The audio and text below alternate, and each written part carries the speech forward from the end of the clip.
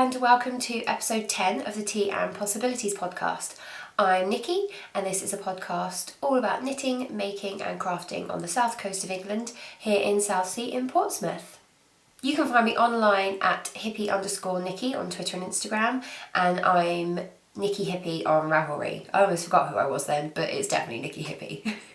You can find all the show notes for the podcast on my blog, and you can find the link to everything just down here. So hi, it's been a bit of a gap between the time I last spoke to you and now. Feels like a really long time ago now. We feel really close to Christmas. And as you can probably hear, I'm a bit ill. I've been ill pretty much all week, and of course I started to feel a bit better on Friday, and then on Saturday when I was planning to do lots of fun things and go to London and see my friends, my body decided, oh no, now we've got time to actually really be ill so you can just stay in bed and feel like death. So didn't get to go to London yesterday, which is really sad, but my friends are amazing and very understanding, and we're going to catch up on Christmas Eve and do presents then. So that's absolutely fine. And I do feel, despite how I sound, a lot better today. Yesterday I felt like I'd been dug up and hit with a shovel. It was, it wasn't good. And just be thankful I didn't podcast, because it would have been like, Night of the Living Dead. It would not have been fun for anyone. This week's tea is a very special blend actually. It's a black tea. That's actually my first taste of it, and it's really, really nice. It's by Bluebird, and it was a Secret Santa present, so we'll come to that shortly and I'll show you the packaging and everything. But it is an English breakfast tea, and it is absolutely delicious. But I'll show you all that later on. Really recommend this. I would definitely buy this again. It's a loose leaf tea, and I've got one of those little like balls that you put the tea in, so you can just make one tea at a time. So yeah, really good. Thank you to my Secret Santa. So last week I didn't podcast because we had mini Christmas, which is an annual thing that my friends and I do. We all get together, we do a Secret Santa, we have an amazing meal, and we either go out or we watch a film, and we just generally hang out and catch up. It was a bit of a quiet one this year because a few of us were ill, or in my case, coming down with something. But it was still so much fun to see everyone, to put on our Christmas jumpers, to do our Secret Santa. And when it comes to Secret Santa, I was the winner this year. It was amazing. I could save this for Whipped Up, but I'm going to show it to you now because why not? But this was my Secret Santa present. Isn't it cool? I mean, like, it got pulled out from under the tree by the person who was handing them out, and they were like, oh wow, okay, here you go. So yeah, I'll show you what's inside.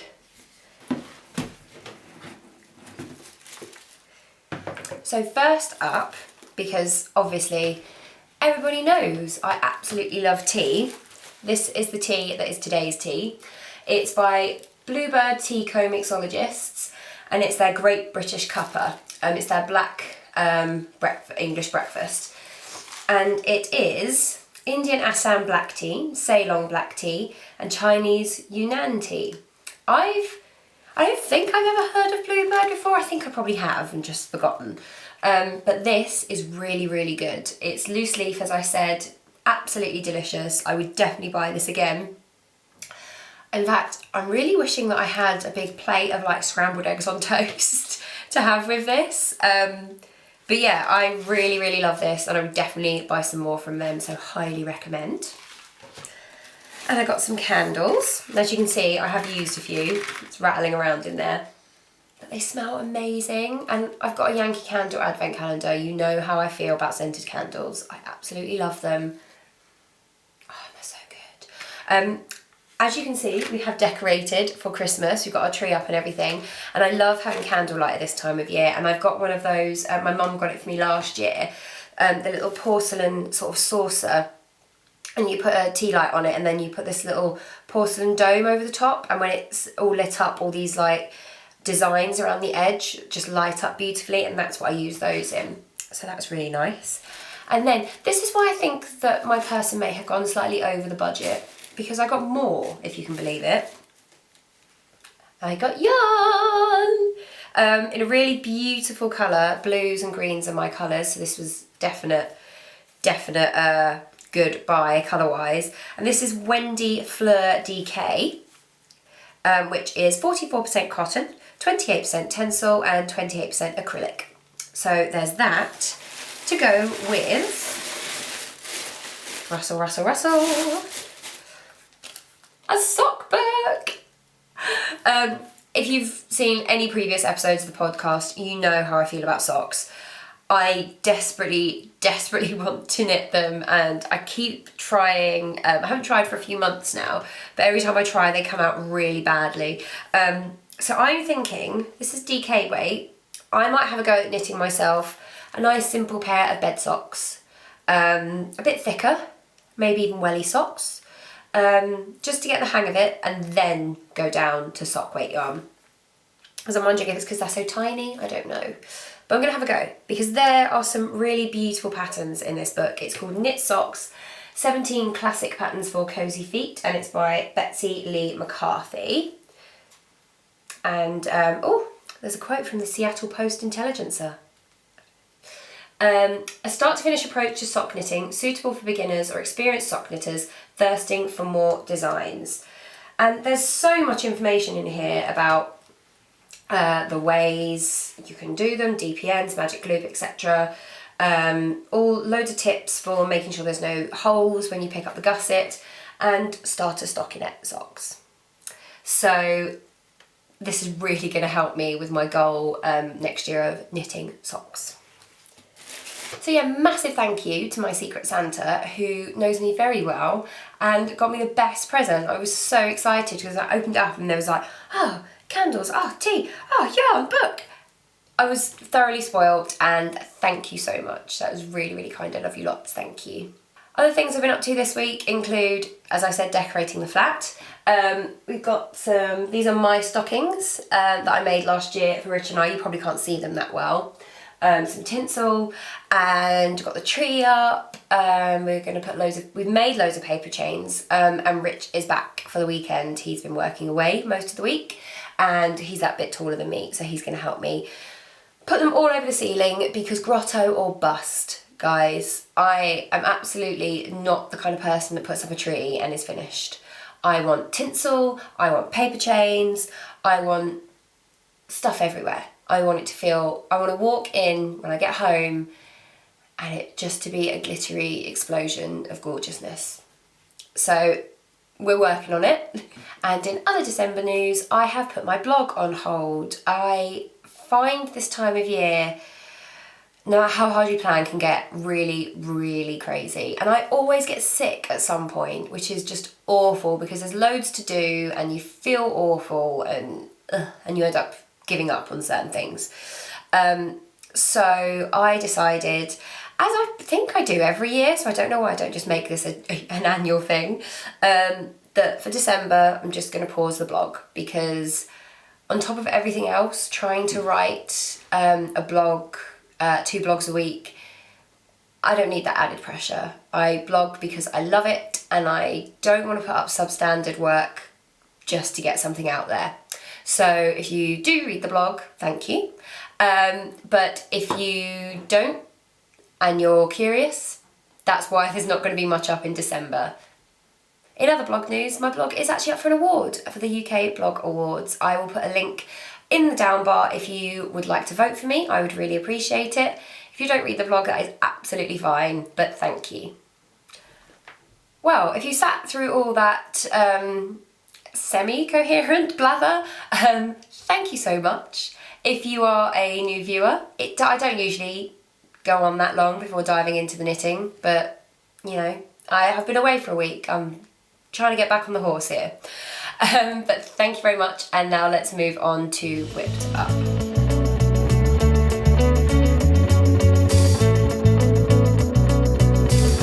Now, I am nothing if not a glass half full, there is always a silver lining kind of person. It's like my superpower. I find the positives no matter what. So I Didn't get to go to London yesterday to see my lovely friends and do Christmas presents, but that does mean that I have their presents here for you to look at, and they don't watch, so it's absolutely fine. So I have 3 FOs to show you. Now, you have seen them sort of before because you saw the finished stocking, but I wasn't considering them an FO because they didn't have the personalisation on them. So this is the V in the purple and red. I went for purple, I think I said before, because Quality Street. I thought purple, red and green just looked like Quality Street, so that's why I went for it. So there you go, that's the V with the little purple bauble. And next up, I have got the J with the Christmas tree, and I decided not to put the silver lines on to make them into fairy lights. It looked a bit too much. I did a little bit and then went, no, not right. Again, Quality Street colours.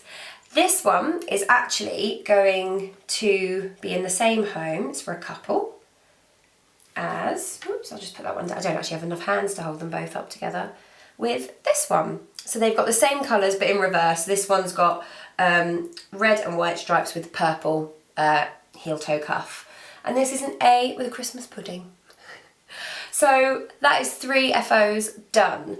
And these are gifts, but I am going to put some treats in them. So what I've done is I've got little packets of chocolate coins. I'm going to put some oranges in there, and I've got each one a little Yankee Candle votive in a different festive sense. I think I've got Let It Snow, Christmas Memories and Festive Cocktail. Just so that they've got some little treats in there as well, but the main present is the stocking. I think they're going to really love them. Oh, actually, that's not all they're going to get. They're also going to get mini Weasley jumpers as a stocking stuffer. Absolutely should not forget that when I deliver them, because that would be really bad. But yeah, there'll also be a mini Weasley jumper in there as well. I have to admit that I don't want to keep sewing anymore. I just want to go back to my knitting. But I have got only 2 more left to stitch. So this one is almost finished. I'm definitely going to get it finished today, tomorrow evening. So this is a J, and it's going to be, whoops, get that needle out of the way. This here is going to be one of those really long, like curly baubles. So I'm going to like do loads of like detailing on there in gold thread. But I've only got to fill in the gaps. I'm going to pop on some Christmas films, maybe some Gilmore Girls, and just stitch away.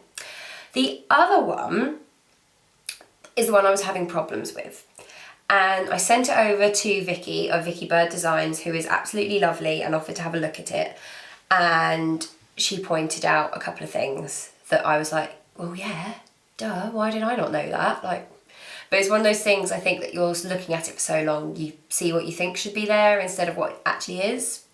And it was a robin that I was trying to make. And I have redone it. It looks fine. I'm very happy with it. I'm ready to get it stitched up. And when I sent it to Rich to go, do you think this works now? And he was like, oh yeah, it doesn't look like John Good Robin anymore. Yeah, I'd given it a double chin. I was trying to make it look cute and chubby, but it just looked kind of scarily obese. So now it is just cute and chubby and doesn't look quite so, yeah, jowly, shall we say? Jowly. So yeah, that will be coming up. I don't know when the next podcast is going to be. I'm going to be honest with you. I was going to mention this in Knit and Natter, but I'll raise it now while we're on the subject. Next Saturday we are driving down to Cornwall.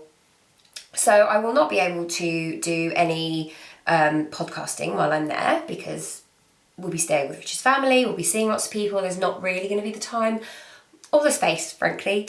But I am planning to do a kind of little bits of filming here and there to kind of show you the walks that we go on and you know, just sitting by the fire and all that. I'd like to share that with you. So you will definitely see them finished, and I will show them off in the first podcast I do after Christmas. Again, I have no date. I should be a little bit more organised considering that I have a Gold Power blog. segment even. But yeah, it's just that time of year combined with being ill. I woke up this morning and didn't really know who I was. So I'm sure you will forgive me and I will be back when I can. But let me tell you what I really want to be doing right now. It's not my Cozy Memories blanket. It's not my Lily Pilly. It's nothing that I currently am working on. It is socks. It is socks. The lovely Katie of Inside Number 23 is sock mad at the moment. It's pretty much all that's in her whip, what's on my needles segment. Socks, socks, socks. And I just sit there and I watch it and I watch her vlogmas of her knitting up on these advent socks and I just think, I want to knit socks. I really, really do. There are these beautiful, beautiful sock yarns out there. The Toffee Apple by Nora George. Oh my God, I just want that so badly. So if you're watching and you're a friend or family member who would like to buy me a present this year, Nora George Toffee Apple. Just putting it out there, just saying. But there are so many beautiful designs, like the Mercury socks, the Pixel Rising socks. I want to knit them all. And it doesn't help that I have the Opal Sock Yarn Advent Calendar. Which brings me to, as I've said, I've only been stitching this week. I have not done a single stitch on anything knit-wise. So I just have, let's see if I can pick them all up, handfuls of sock yarn. Look how beautiful they are. They are so gorgeous. This one came out yesterday. It's a little rainbowy one. I love it, but I think this one is my favourite. The yellows with the blues and the purples, all my favourite colours. Absolutely love this one, and I want a whole pair of socks in this. I would love to knit these up into scrappy socks. And given the amount that is in it, this is loads. Does it say how much? 15 grams. That is loads. I'm probably going to have quite a lot left over once I've done a square on my Cozy Memories blanket, because I do want them in my Cozy Memories blanket because I want that thing to grow and grow as quickly as possible. So maybe these will go into scrappy socks at some point. But I just wanted to show you these because the Opal Advent Calendar, it is expensive, but I think it is so worth the money. I mean, look at them. They're gorgeous. They are absolutely gorgeous. And I can't wait to work with them. I like this penguin-y one, like a snowman-y penguin-y colours. This one is so Christmas. I really like this one too as well, actually. So yeah, I love them all. I've got quite the little stash growing, so I'm really looking forward to knitting on them. I've also, the paint box yarns are a wee bit smaller. See that? And these are in my paint box yarns advent calendar from Love Knitting.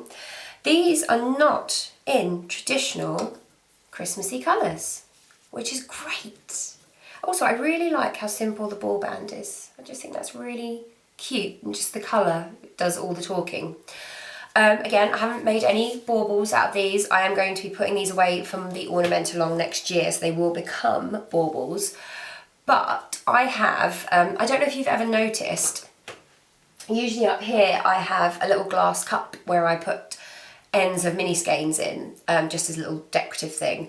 And I've got it on the table right now, and that's where I put my paint box yarns, and I just adjust the colours depending on what I like that day. And it makes me really happy. It's like an extra little decoration. I really love it. Before we get into what else I'm making this week, I should raise the one vaguely knitting thing I did this week. I have been wearing my Weasley jumper because it is warm, and because when I am not very well, I just want to be cosy and warm and comforted. So I've been wearing it a lot. The other day I went to put it back into my cupboard because I wasn't wearing it. And as I folded it, my heart, literally my heart skipped a beat because there was a hole in it. What? I thought it was a drop stitch, okay? I looked, I was like, oh my God, I've dropped a stitch, but it's gonna be fine because I can MacGyver it. It's gonna be fine. No, it was not a drop stitch. It was a rip. I don't know what had happened. I mean, because I'd been ill, there were moments where I would like pull it off really quickly because I got too hot and I throw it over one of the dining chairs. But there was nothing sharp. It looked like there'd been scissors and it'd been, oh my God. It was horrendous. I love this jumper. It took me so long to knit. I love how it fits, and there is this blooming great big hole in the arm. It was on the back of the left arm, sort of along here. Thankfully, I'd overbought on the blue yarn, so I had some left. And what I did was I weaved in, rather than stitch it together, I weaved along just underneath the hole, and I weaved back through the hole and just above it, and then I went back and weaved vertically as well to patch the hole. I thought that if I weaved all the way and strengthened around the hole, it wouldn't come loose. But I have to be honest, I haven't worn it since because I'm terrified. I'm just going to pull it on and my hand's going to go, oh. I honestly don't know how this happened. It was nowhere near scissors. I mean, it must have been, obviously, but the horror, I can't describe. If you have any tips for sewing up horrible rips in your knits, please let me know, because I will painstakingly unweave that thing if there is a better way. In fact, I'm going to go and get it and I'm going to show it to you. I'm going to show you what I did. Okay, here it is. I'm just going to find it. So, here it is. See, I haven't even weaved in the end where I sewed it up, but it was just here. And you can see it's a little bit knobbly. And look, there's one of the little frayed ends. So, if you do know a better way of fixing a hole in your knits, please let me know. I mean, it's not too noticeable when it is on the back, but my main concern is that it's just going to, you know, run all the way up and fall apart and disintegrate and just, yeah. And I love this jumper and I want to mend it. So any tips, any videos you can point me in the direction of, please, please do. Help, basically. Just so sad about it. I mean, look how gorgeous my jumper is.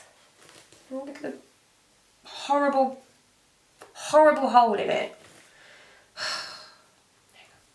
I mean, I think it's pretty secure because look, there's my hand behind it and it's not bulging through. It's not as neat as I would like it to be, but I was really more concerned with ensuring it wasn't gonna go anywhere. So I think it's going to be fine, but if you do know better, please tell me. Just save me from myself. But no, I think I am going to wear this. I'm definitely going to wear it over Christmas. I wanted to wear it today, but I was a bit like, oh, I might just put it on my hand, just... Yeah, but I'm definitely going to wear it over Christmas because I feel like a Weasley jumper is a Christmas jumper. So, sad times, guys, sad times. Okay, there's one final thing for Whipped Up. Rich and I, most years, in fact I think every year we've been together, have made hampers for people for Christmas. When you get together into a couple, as I'm sure you all know or have experienced, suddenly the amount of people you have to get Christmas presents for goes up. And we have found that the best way to deal with that is to make hampers. So we make little hampers for his parents, my family, and then everyone kind of gets a similar thing, and depending on the family member, so for example my mum or his mum, they get a little something extra in the hamper that's just for them. And we usually make things like chutneys. Rich has made 2 chutneys this year. I think one year we made jam. This year we are also including a little jar of gingerbread spice. Rich made this amazing German gingerbread spice, and we're going to include a little typewritten recipe for how to make traditional German gingerbread to go with it. And we are also going to include some soaps. So we like to put in something that's non-foody as well. One year I made bath melts and body bars, and I scented them with like peppermint and orange, things for like Christmas. And this year we thought we'd have a go at soap making. We're following a Neil's Yard recipe, and we're going to do 2 bars of soap, which we're going to wrap together and just pop in the hamper. And we are going to do peppermint and an orange and cinnamon one. So one of them's going to have oats in as well, so it's nice and softening. So today we are running out to get some caustic soda, which is apparently a really main ingredient in soap. Who knew? I certainly didn't. And I'm really looking forward to showing you how that goes. And if it goes well, I am probably going to make some more just to use at home. Make a big batch sort of every month or so, rather than keep going out buying shower gel. I am someone who likes to use really natural things, although I don't know how natural caustic soda is. I'd have to look that up. Although it's a Neil's Yard, so sorry, tangent. I like to use things that have pretty low chemicals. I really like Neil's Yard, Lush, things like that. And I do like using, you know, raw cocoa butter and all that kind of thing. I really like that. So if this works, I might be adding soap making to my regular round of things that I whip up every month. Again, if you have any tips on soap making, let me know. I'm hoping to make a batch today and a batch later in the week, because as I said, we are going next Saturday to Cornwall, so we need to get them done this week. So if you have any tips, do let me know.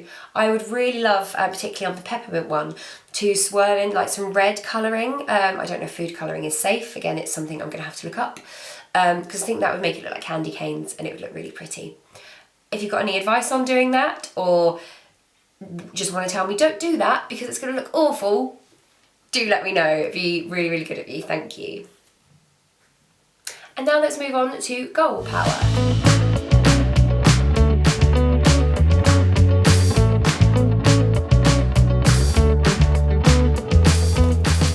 Look guys, I got my Christmas planner. As you can see, still wrapped up, haven't opened it yet. I've kind of committed to the fact that this is not going to be this year's Christmas planner. I'm going to get it set up. It's a little late in the day and I don't, as always, want to add more stress.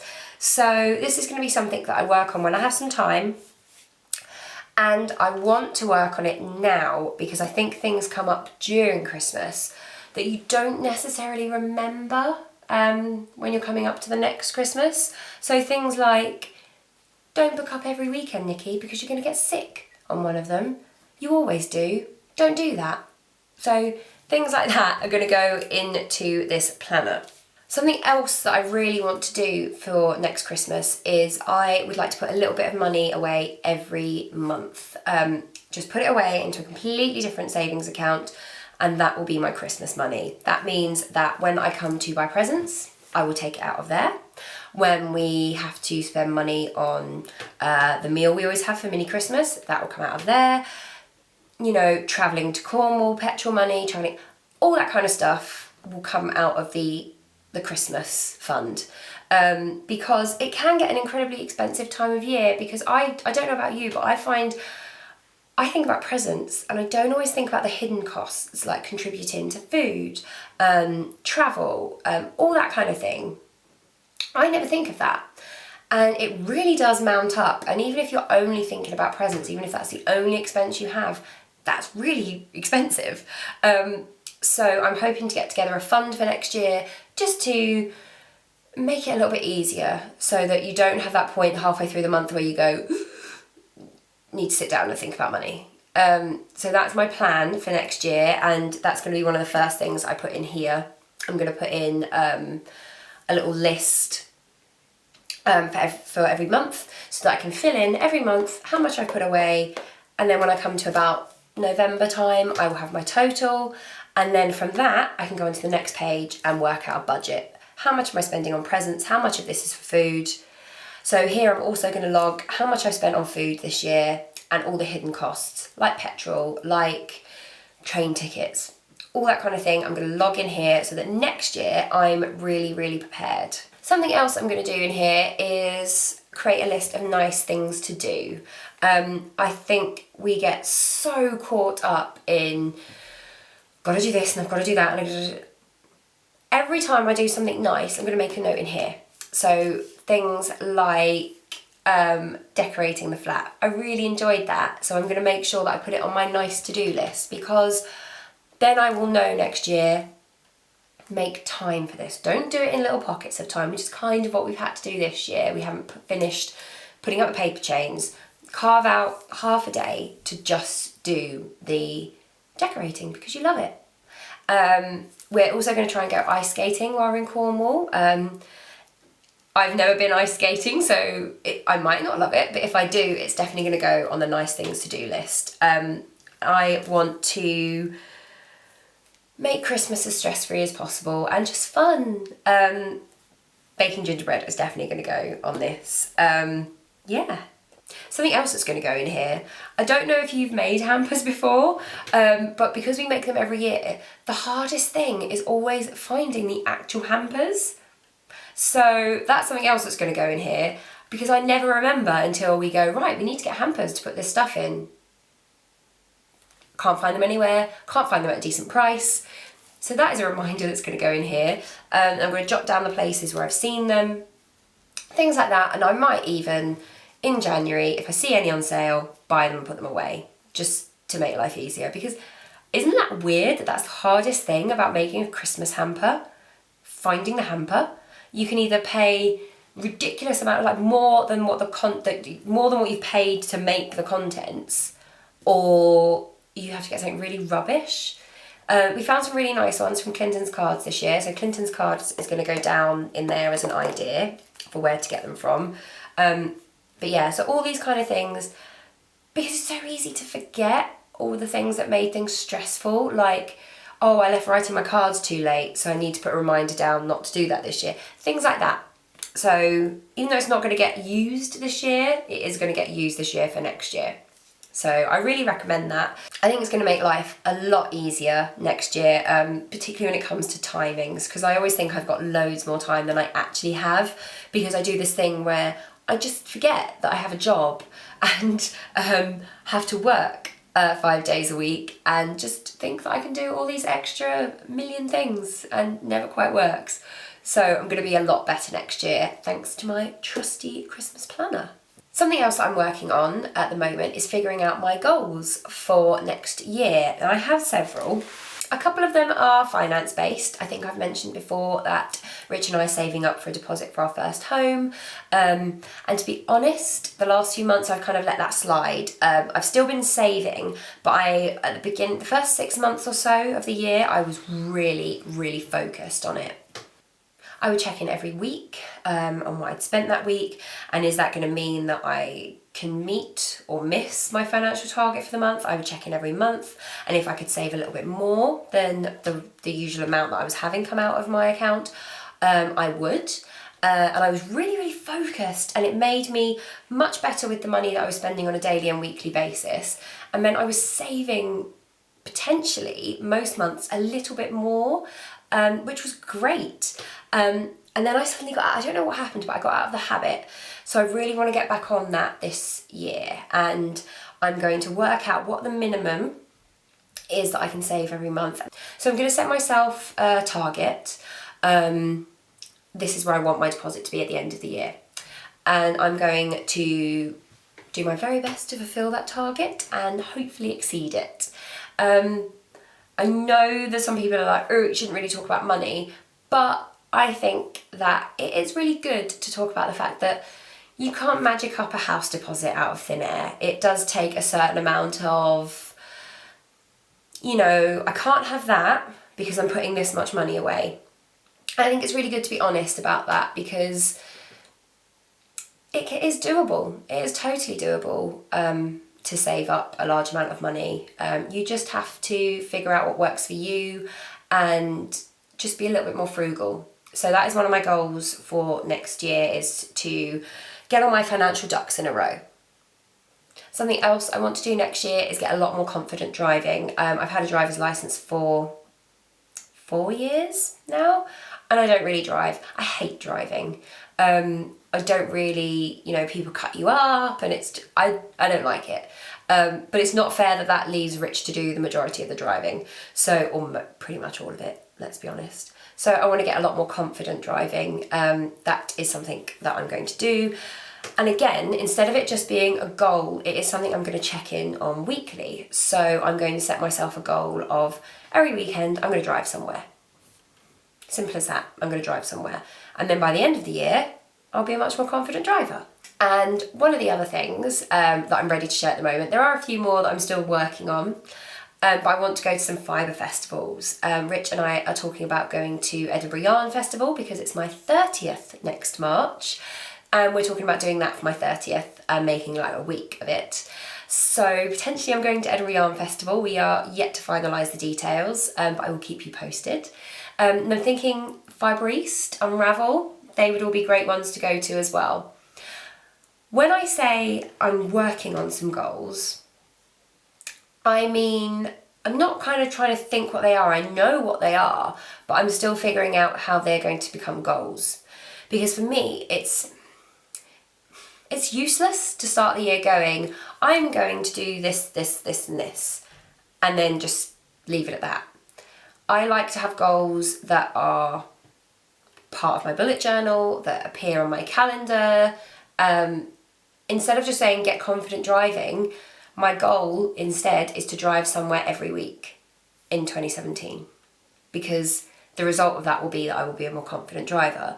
Instead of just going, I want to save for a deposit on my house next year, I'm going to say, I want to reach this amount by the end of the year, which means I need to save this amount per month.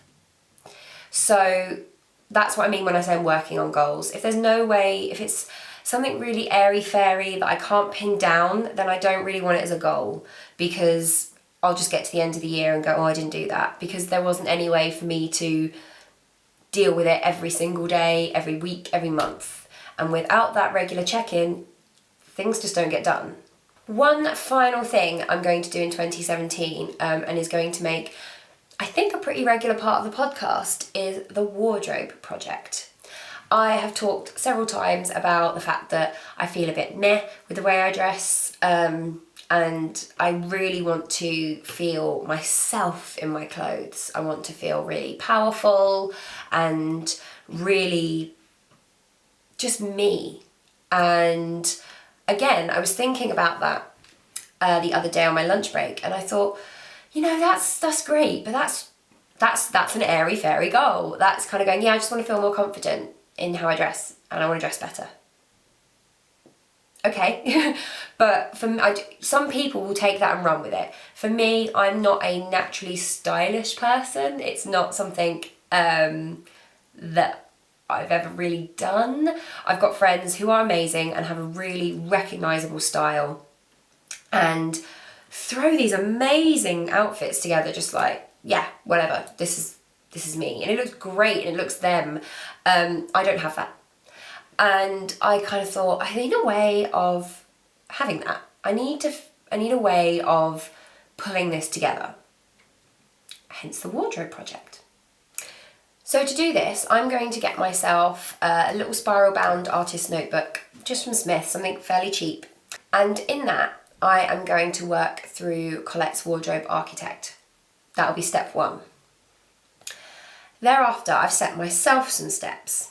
The first step I'm going to take is listing down the items that I like in my current wardrobe, or even things that I have really liked that I no longer own. So I'm going to make a long list of those things, and then I'm going to break that down into make or buy. So things that are really fairly simple, or things I could knit, I am going to have a go at making. I would love to own a handmade wardrobe. It's going to push me to sew more, so that is what I'm going to do. Things that are really complicated, like jeans, I am going to continue buying. But by doing this, it means I can focus my buying. I'm not just going to buy something, oh, okay, that looks nice, maybe that will work. I'm going to go out with a clear idea of what I want to buy, which means that I'm going to spend my money more wisely, and I'm going to actually wear these things. I have also been reading To Die For by Lucy Siegel, which I mentioned on a few podcasts back, and I want to be a lot more ethical in how I buy. So by figuring out what I want to buy, I'm then going to be able to go to only shops that I know have a good relationship with the people who make their clothes. This is something I already do to a certain extent. My aim this year was not to buy fast fashion, which I haven't done. I've bought a lot less and better quality, higher prices elsewhere, which I feel really good about. But because I wasn't targeted, I was just kind of buying things that I thought were nice.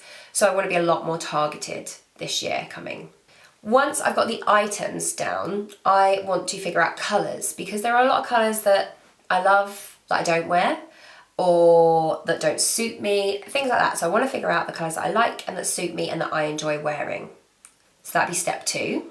And then step 3 is just going to be drawing. So I took textiles at GCSE, and this was the bit I loved most. You'd get the outline of a person and you draw the clothes on them, and I loved it. I absolutely loved doing that. So that's kind of why I know that I'm going to enjoy doing this. And my plan is to pull together from the items that I love and the colours that I love, to pull together 5 outfits. I'm going to go with 5, which I know is a very small amount, but you'll see why. And my plan with those 5 is to pull them all together into 5 outfits, which will hopefully be fairly interchangeable, but we'll see, and then make them. Obviously, if it's got jeans in it, I'm going to buy those because there are some amazing sewists out there who make jeans. I'm not there yet. I'm going to just say I will be making the simpler elements. I want to knit more garments as well, so that is going to be my plan, and that's why I've limited myself to 5. I was considering going for 4, because then I was like, I could make an outfit per season, which is probably wiser now I think about it. Let's say 4. I'm going to go for 4 outfits, so I'm going to make an outfit per season, which gives me 3 months per outfit. And I would really love it if you guys would join in with me. We'll put the hashtag up here. It's going to be the TMP Wardrobe Project. And if you would like to get involved, I would absolutely love that. I'm going to do a video on how I'm setting up my journal, which will be out in the new year. And it would be great to have other people doing this along with me and supporting me, particularly if you're beginners too, and we can share our woes. And if you're an expert, even better, because then you can come along and help us newbies, tell us where we're going wrong. If you have an incredible sense of style, a really defined wardrobe, I would love to hear from you. Did this happen by accident? Did this happen by design? And if it did, how did you design it? I really want to know.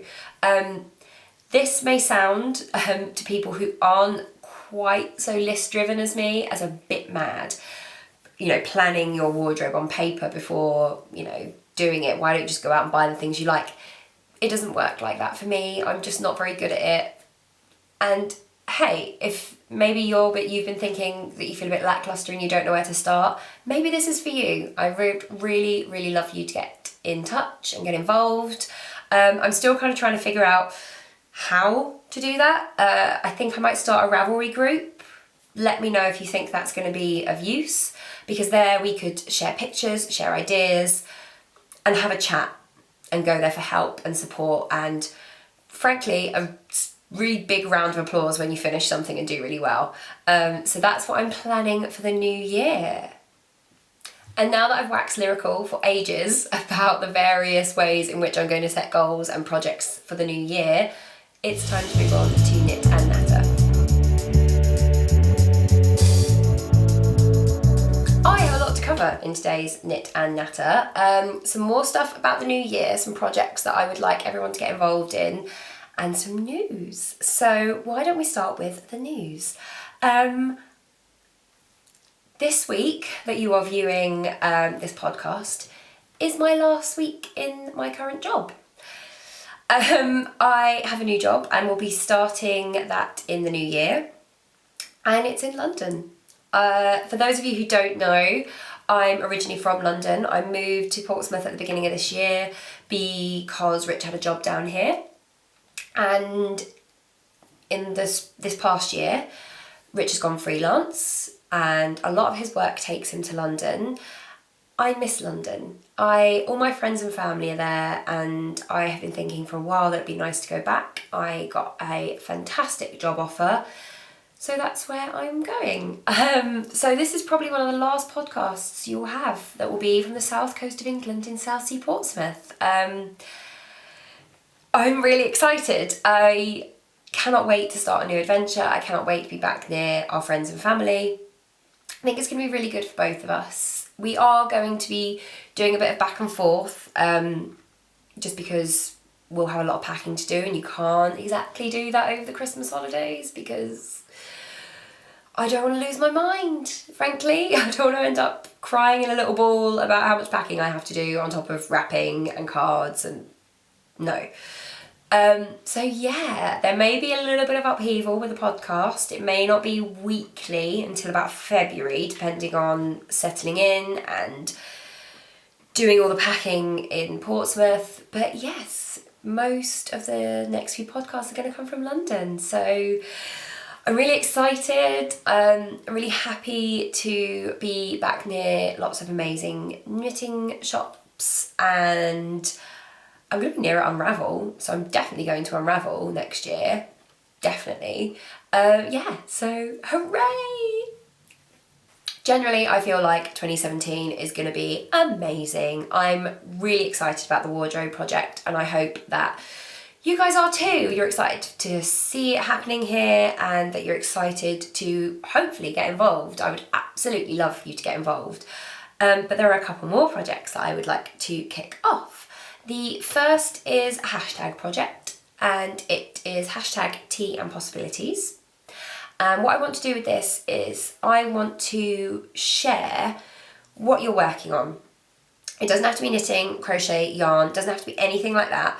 Just on Instagram, share what you're drinking and share what you're making. It could be soap making, candle making, sewing, anything.